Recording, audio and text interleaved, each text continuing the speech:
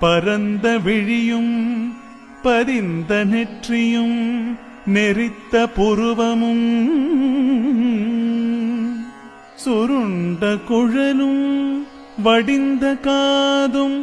அசைந்த காது காப்பும்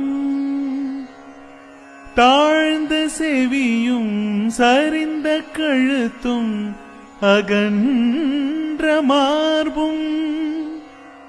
திரண்ட தோளும்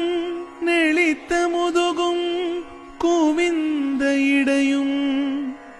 அல்லி கயிறும்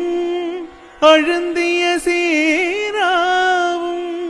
தூக்கிய கருங்கோவையும்